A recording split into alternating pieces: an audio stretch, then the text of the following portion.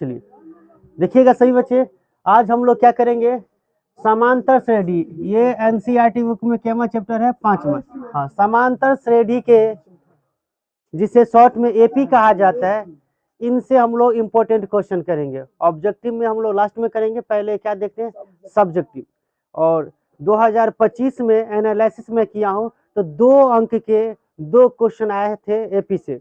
AP से कितने कितने क्वेश्चन 2 अंक में आते हैं, 2। तो 2 दूनी 4, 4 गो अंक यानी 15 गो, 30 गो क्वेश्चन पूछता है ना मैथ में जी।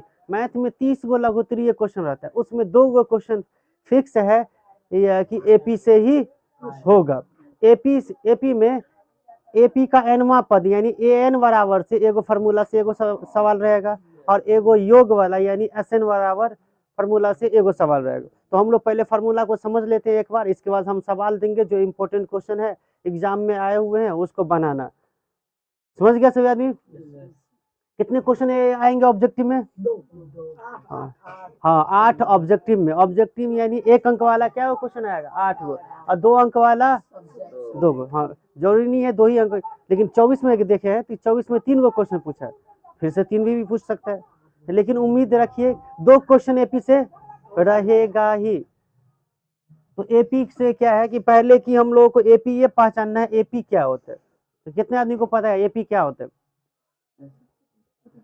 बोलो, जिनको पता है एपी क्या है बोलो।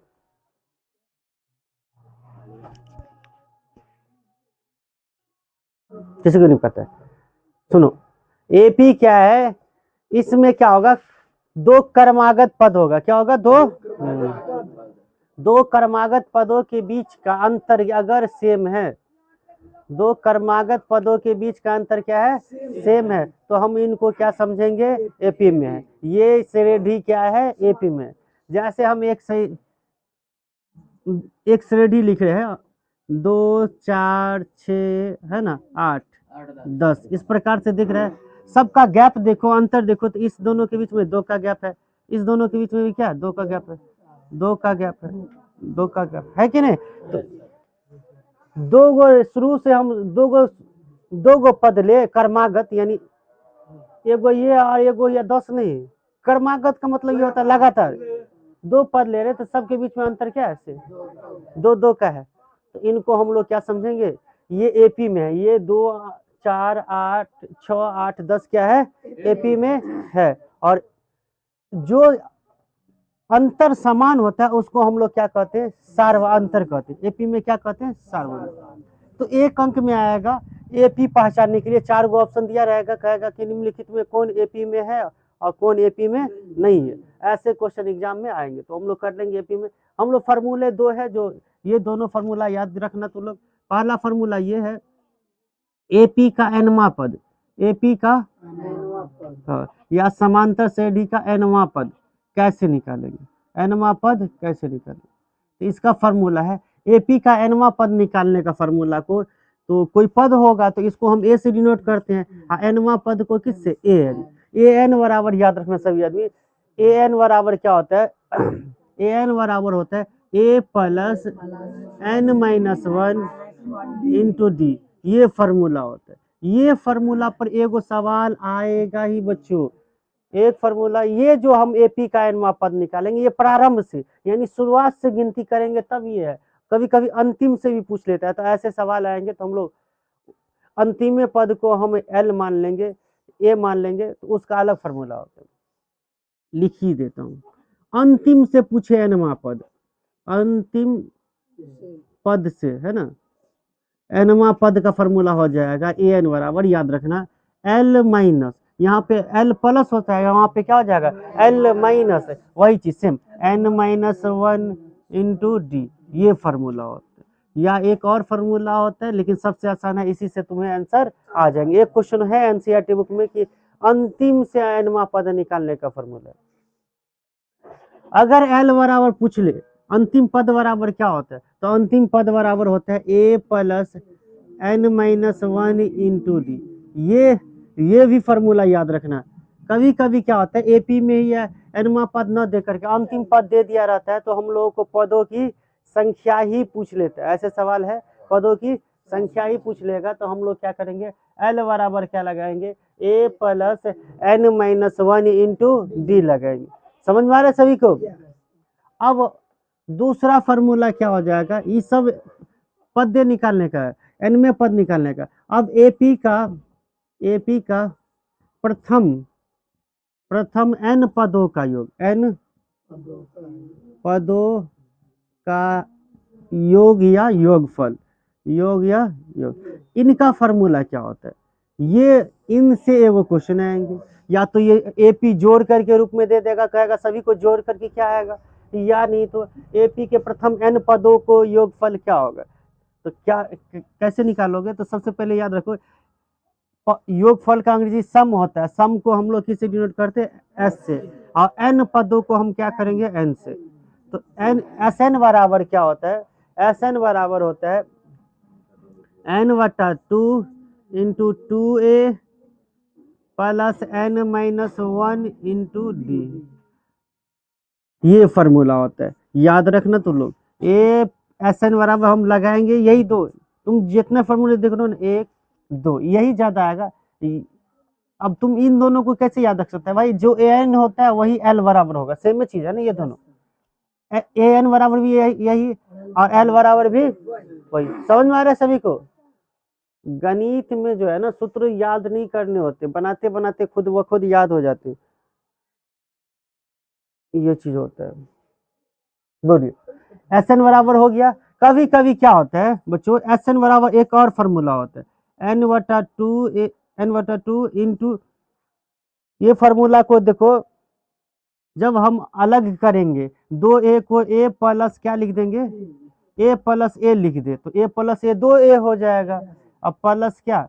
एन इंटू, हाँ एन माइनस 1 इंटू डी। कहेगा ए प्लस ए कहाँ से आ गया? बोलो कि सभी को आया समझ में? एल प्लस ए कहाँ से आ गया? 2a को हम ए प्लस ए लिख दिए। ऐसा इसलिए कि हम एक फॉर्मूला बनाएंगे एन बटा 2 इंटू ए प्लस, ये इतना देखो, ये इतना, हाँ ये तो या तो एल बराबर भी इतना होता है और ए एन बराबर भी इतना होता है। तो कभी कभी क्या होगा, तो हम एस एन बराबर अगर अंतिम पद दिया रहेगा तो ए प्लस हम क्या लगा देंगे? एल भी लगा देंगे या ए एन भी लगा देंगे, दोनों फार्मूला होते हैं। तो ये भी बात याद रखना, ये भी बात याद रखना कि एस एन बराबर एन बटा 2 इंटू ए प्लस एल भी होता है या ए एन भी होता है।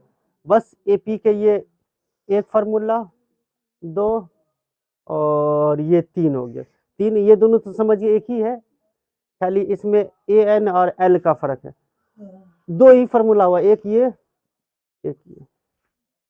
अब बताओ सबको पहचान ले तो ए क्या होता है, डी क्या होता है, एन क्या होता है? बोलो समझ जानते हो कि नहीं? ए क्या होता है? एपी का क्या कहलाता है? ये एपी का प्रथम पद कहलाता है। डी क्या कहलाता है? एपी का सार्व अंतर कहलाता है। ऑब्जेक्टिव में 8 गो क्वेश्चन होगा ना, उसमें से एक गो क्वेश्चन जरूर पूछेगा सार्व अंतर ज्ञात करें।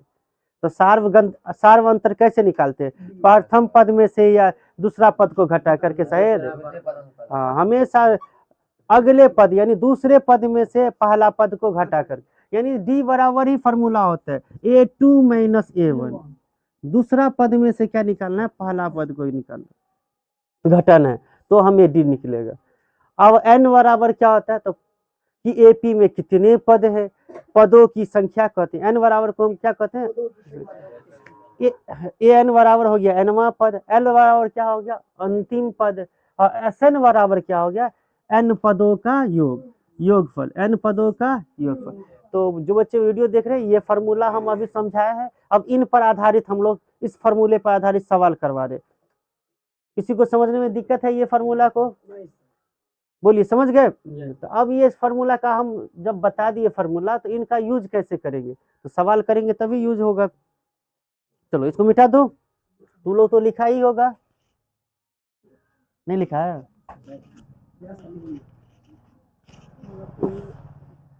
चलिए पहला ही क्वेश्चन ऐसा लेते हैं जो अब तक एग्जाम एनसीईआरटी बुक का क्वेश्चन हो और एग्जाम में सर्वाधिक बार आया है, एग्जाम में सर्वाधिक बार आया है।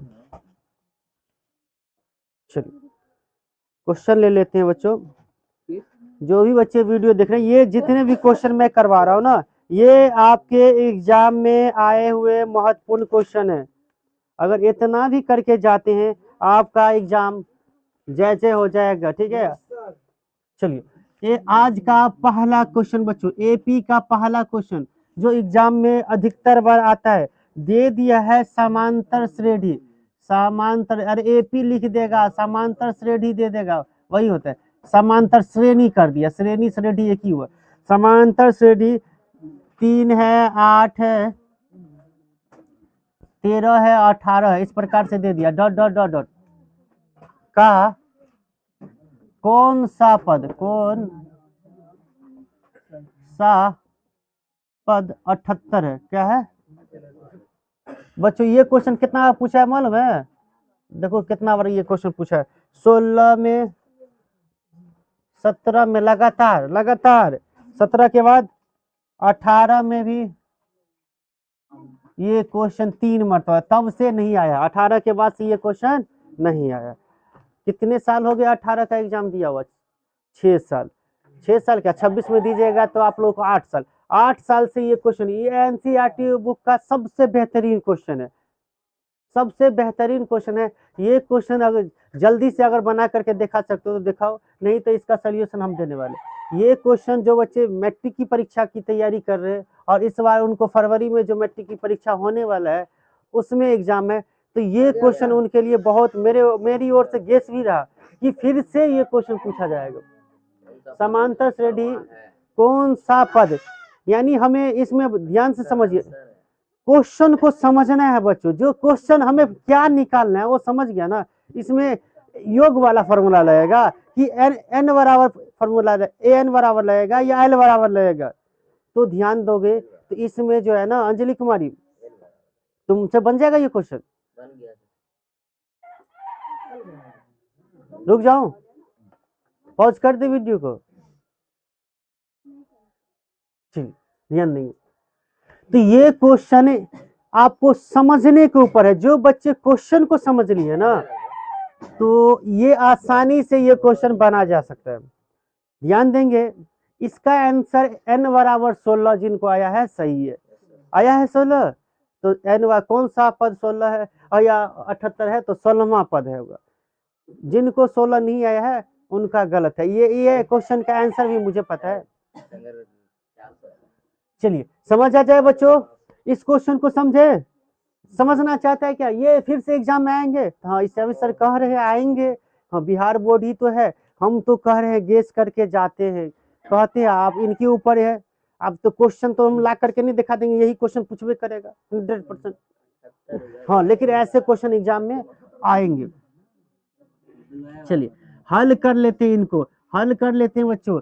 एपी में ये समांतर श्रेणी जो दे दिया है, हम लिख लेते हैं एक बार। एपी लिख लेते हैं, 3, 8, 13, 18 इस प्रकार से दिया है। इसमें ए कितना दिया है? ए बोलिए ना, 3 नहीं दिख रहा है? अरे ए प्रथम पद 3 नहीं है सैमा खातून? जैसे भी एपी का क्वेश्चन मिले, एपी ए बराबर निकाल लिया। अब डी कैसे निकालेंगे? डी बराबर 8 में से 3 घटा लीजिए, तो कितना आएगा? 5। आप ये जो देख रहे हो कौन सा पद 78 है, तो एनवा पद दे दिया, एल नहीं दिया है, अंतिम पद दिया रहे तब एल समझना है। ये एनवा पद दे दिया, ए एन बराबर अपने लोग को क्या दे दिया? ए एन बराबर दे दिया कितना? 78। हमें क्या निकालना है? कौन सा पद, एन बराबर वट, क्या निकालना है? एन बराबर वट।